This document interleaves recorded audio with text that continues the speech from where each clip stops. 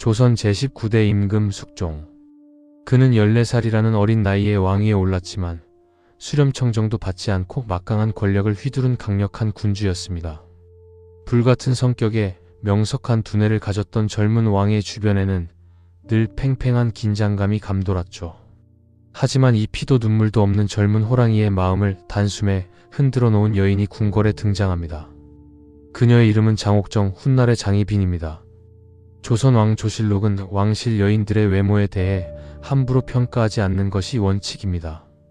하지만 장옥정에 대해서만큼은 자색이 뛰어나다, 얼굴이 매우 아름답다라고 이례적으로 못을 박아 기록해 두었습니다.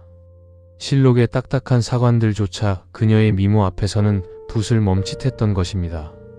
궁녀로 입궁한 장옥정은 우연히 숙종의 눈에 띄게 됩니다. 달빛 아래 거닐던 장옥정의 자태를 본 숙종은 그야말로 첫눈에 넛을 잃고 말았습니다. 숙종은 그날부터 채통도 잊은 채 매일 밤 장옥정의 처소를 찾았고 두 사람의 뜨거운 사랑은 궁궐 안의 가장 큰 화제거리가 되었습니다. 하지만 이 핑크빛 로맨스를 매서운 눈으로 지켜보는 이가 있었으니 바로 숙종의 어머니 명성황후 김씨였습니다. 성격이 불같고 깐깐하기로 소문난 대비의 눈에 꼬리치는 궁녀 장옥정은 나라를 망칠 요물로 보였습니다. 야사에 따르면 대비는 장옥정을 가리켜 토끼가 서려 있어 반드시 화를 부를 짐승이라며 몹시 혐오했다고 합니다. 결국 참다 못한 대비는 숙종이 자리를 비운 사이 군사들을 풀어 장옥정의 머리채를 잡아 끌고 궁궐 밖으로 무참히 내쫓아버립니다. 왕의 여인을 어미가 쫓아낸 전대미문이 사건.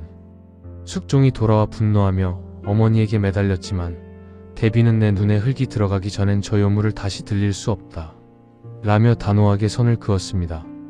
쫓겨난 장옥정은 남인 세력의 거두였던 조사석의 집에서 눈물로 세월을 보냈습니다. 왕의 사랑을 받았으나 하루아침에 버려진 신세.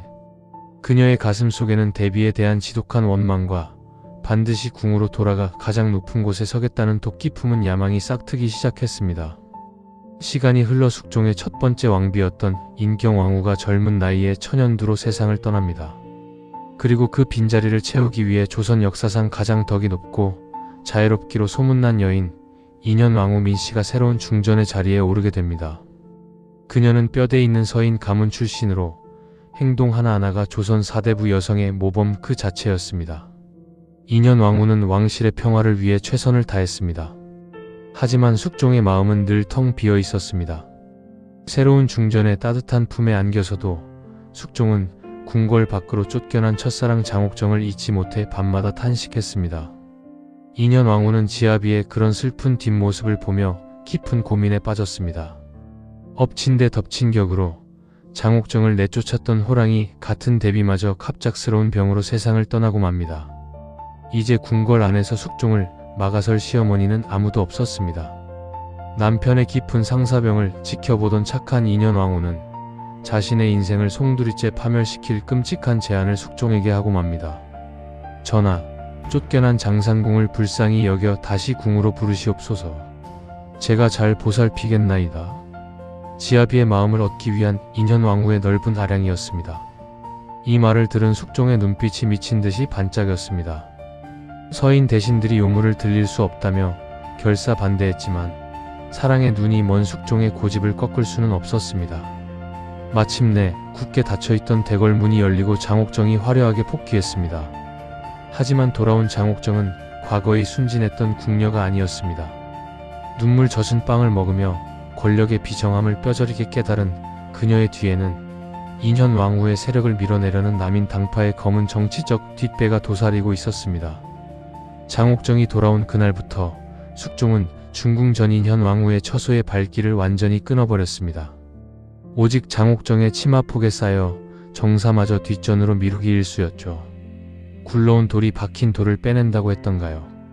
왕의 절대적인 총애를 등에 업은 장옥정의 오만함은 하늘을 찌르기 시작했습니다. 실록에 기록된 야사에 따르면 하루는 인현왕후가 장옥정의 무례한 태도를 꾸짖기 위해 매를 들려 한 적이 있었습니다.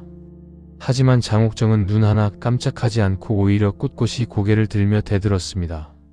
신첩이 무슨 죄를 지었단 말입니까? 이 중전 앞에서도 당당한 장옥정의 기세에 궁궐 안은 얼어붙고 말았습니다. 자신이 베푼 선의가 날카로운 비수가 되어 돌아올 줄 인현 왕후는 꿈에도 몰랐을 것입니다. 왕의 사랑을 독차지한 장옥정은 내명부의 질서를 뒤흔들며 서서히 인현 왕후의 숨통을 조여오기 시작했습니다. 착한 여인과 독품은 여인, 두 사람의 피 말리는 기싸움은 조정의 당쟁과 맞물려 거대한 폭풍을 예고하고 있었습니다. 그리고 1688년 궁궐을 뒤집어 놓을 결정적인 사건이 터집니다. 장옥정이 그토록 숙종이 기다리던 처사들 훗날에 경종을 낳은 것입니다. 아들이 없던 숙종은 세상을 다 가진 듯 기뻐했고 드디어 무소불위의 권력을 쥔 장옥정의 입꼬리가 무섭게 올라갔습니다. 피바람이 몰아칠 기사한국과 인현왕후 폐위 사건, 본격적인 막장 여인천하의 서막이 지금 막 오르고 있었습니다.